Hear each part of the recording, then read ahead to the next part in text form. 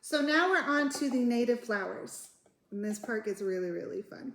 So, like I said, I have access to lots of flowers that I did not have when I was in Texas. So I'm really loving this project now. So about 6 is my go-to number to start with. So you want to find about 6 native flowers. And again, if that's not an option, just get a handful of dandelions. And you're going to go through the whole process again. You're going to start with just one. And they've already been through it with the rose. So now you're going to watch that language come back, and they're going to repeat, they're going to remember some of the words, and you're going to remind them of some, but you're going to see that a lot of that language stuck. So you're going to let them explore. You're going to let them use their language time. You're going to let them do all the sensory elements and let them make little arrangements and go through that whole process again. And when you're ready, this is where you can start doing nomenclator cards. I think I'm mispronouncing that, but hopefully it's somewhere in the ballpark. These are cards that you can make that have the elements and about 3 pieces of information or so. Now I'm using the daisy. I have one here, and I also have one on the card. Now I just used clear tape on top of it. What I would have liked to have done is use a photograph, a real photograph, or if you have an artistic hand, you can do a realistic drawing or painting on a card. I also suggest using the wood squares that you can get at a craft store. This is what I usually use, and I have them for another video. We just moved, and I lost or were broken a lot of my Montessori elements. So this is just on thick paper, and that works if that's what you have. So I have the daisy, I have the scientific name, the common name, and then some facts on here. So you're going to go over these. The Bellis perennis, or the common daisy, perennial herbaceous. It exhibits heliotropism and needs full sun with partial shade. You can do that for all 6 of your native flowers. So you're going to have a list of 6 cards for them. And that's a good jumping off point for the older child. If you have an older, 7 or 8 or so, they can be responsible for making the cards. So when you have 6 of these, and I suggest again that you have them on wood craft squares, you have so many options there. These are called nomenclator cards, or language cards that are very common in Montessori use. So you can use a matching game. You have your daisy, and then you put the real daisy there. You can do a memory game with them if you make doubles. You have lots of options, and then you can always go back and revisit them because you wanted the sturdy kind that are going to last. And what I love a lot about this activity is that it's constantly reinventing. You can always add another flower to it. And here's where it gets really, really, really good. So now you have the template of how to do a really expanded version of flower arranging. So you're going to take that from the very beginning, and you're going to do it with leaves. And you can use different leaves and learn about the trees in your area. And once you go through all that, all the sensory, all the language, all the concentration points with the leaves, then you can do herbs. Just buy herbs from the grocery store.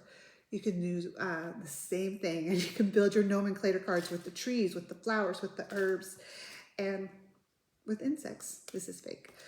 So you have so many language cards at the end of this, and if you make the good sturdy wood ones, they're going to last a really, really long time. This is modern Montessori. How do I modernize this? Let me show you. I suggest adding modern elements around 2nd grade, 7 or 8 years old.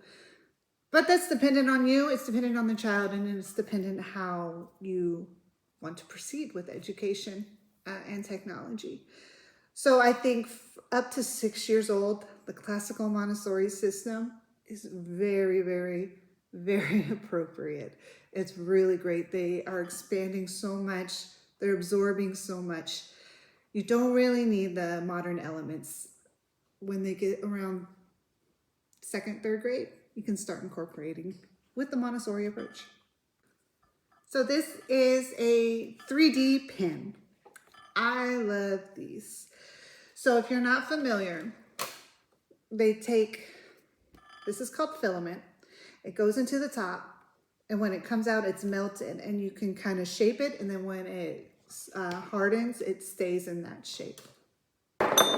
There is a heating element to this, so it needs to be done with supervision, and you got to make sure that your child is capable of being safe while using these things. They also come with these cool mats. You can do so much modern Montessori with a 3D pen and these mats. You can enter so much math incorporation with this, and you can have them make the flowers. So you can give them a fake flower, you can give them a wildflower, grocery store flower, and have them recreate what they see. You can use different colors, try to get them to really make a realistic version of the flower that they see. And with the modern Montessori, we're still incorporating the same concept: language, sensory, and concentration. If you don't want to do a 3D pen, a hot glue gun with colored glue sticks works as well. Under supervision, you know your child, you know what they are and are not capable of. So this has been a lot of fun. I love flower arrangement.